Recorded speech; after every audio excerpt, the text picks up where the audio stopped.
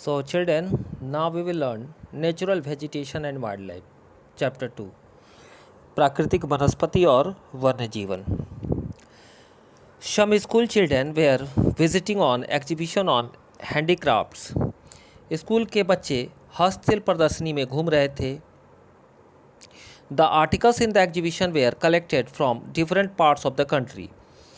प्रदर्शनी की जो वस्तुएं थी वह देश के भिन्न भिन्न भागों से एकत्रित की गई थी. Mona picked up a bag and exclaimed, "This is a beautiful handbag." Mona ने एक थैला हाथ में लिए उठाया और उत्साह से कहा, यह एक बहुत ही सुंदर हैंडबैग है. Yes, it is made from jute, the teacher said. अध्यापिका ने कहा, हाँ यह जूट से बना है. Do you see those baskets, lamp sets and chairs? क्या आप उन टोकरियों, दीप छत्रों और कुर्सियों को देखते हैं? Those are made of cans and bamboos. वे जो है बेंत और बांस की बनी हुई है. In the eastern and northeastern humid regions of India, bamboo grows in plenty. Bharat के पूर्वी और उत्तर पूर्वी आर्द्र प्रदेशों में बांस जो है प्रचुर मात्रा में उत्पन्न होते हैं. जैसी was excited to see a silk scarf. जैसी जो है रेशमी स्कार्फ देखकर उत्साहित थी. See this beautiful scarf. यह खूबसूरत स्कार्फ देखो. The teacher explained that silk is obtained from silkworms that are bred on mulberry trees. अध्यापिका ने स्पष्ट किया कि रेशम कीटों से प्राप्त किया जाता है जो सहतूत के पेड़ों पर पाले जाते हैं. The children understood that plants provide us with many different products that we use in our day-to-day life. बच्चे समझ गए कि पौधे हमें अनेक विभिन्न उत्पाद प्रदान करते हैं जिनका उपयोग हम अपने दैनिक जीवन में करते हैं. Natural vegetation and wildlife exist only in the narrow zone of contact between the lithosphere, hydrosphere and atmosphere that we call biosphere.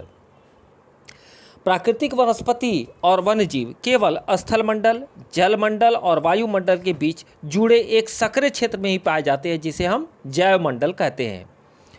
In the biosphere, living beings are interrelated and interdependent on each other for survival.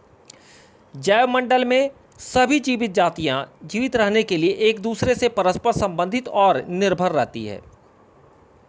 This life supporting on each other for survival. इस जीवन आधारित तंत्र को हम परितंत्र कहते हैं. और this is life supporting system is known as ecosystem. यानी इस जीवन आधारित जो संपत्ति है उसको हम पारितंत्र भी कहते हैं. और ये जो लाइफ सपोर्टिंग है यह जो है एक दूसरे से पर निर्भर रहती है.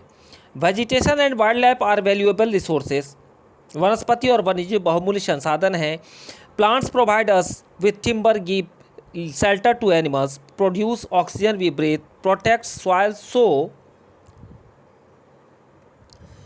essential for growing crops, act as shelter belts, help in storage of underground water, gives us fruits, nuts, latex, turpentine oil, gum, medicinal plants and also the paper that is so essential for your studies. पौधे हमें इमारती लकड़ी देते हैं, प्राणियों को आश्रय देते हैं, ऑक्सीजन उत्पन्न करते हैं जिससे हम सांस लेते हैं, फसलों को उगाने के लिए आवश्यक मिट्टी की सुरक्षा करते हैं, रक्षक मेखला के रूप में कार्य करते हैं, भूमिगत जल के संग्रह में सहायता करते हैं, हमें फल, लेटेक्स, तारपीन का तेल, गोंद, औषधीय पौधे और कागज़ प्रदान करते हैं जो हमारे अध्ययन के लिए अत्यधिक आवश्यक माने जाते हैं. There are innumerable uses of plants and you can add some more. पौधे के असंख्य उपयोग है, उनमें आप कुछ और जोड़ सकते हैं. Wild life includes animals, birds, insect as well as the aquatic life form. वन्य जीव के अंतर्गत जंतु, पक्षी, कीट एवं जलीय जीव रूप आते हैं. They provide us milk, meat, hides and wool. उनमें से हमें दूध, मांस, खाल और ऊन प्राप्त होते हैं. Insect like bees provide us honey, help in pollination of flowers and have an important role to play as decomposers in the ecosystem. कीट जैसे मधुमक्खी हमें शहद देती है, फूलों के परागण की मदद करती है और अपरतंत्र के अपघटक के रूप में एक महत्वपूर्ण भूमिका भी निभाती है। The birds feed on insect and act as decomposers as well. चिड़िया अपने भोजन के लिए कीटों पर निर्भर है और अपघटकों के रूप में भी कार्य करती है। Vulture, due to its ability to feed on dead livestock, is a scavenger and considered a vital cleanser of the environment. गिद्ध जो है मृत जीव जंतुओं को खाने के कारण एक अपमार्जक हैं और पर्यावरण का एक महत्वपूर्ण शोधक समझा जा सकता है। सो एनिमल्स बिग और small are all integral to maintaining balance in the ecosystem. इसलिए प्राणी चाहे बड़े हों अथवा छोटे, सभी परितंत्र को संतुलन बनाए रखने के लिए अनिवार्य माने जाते हैं।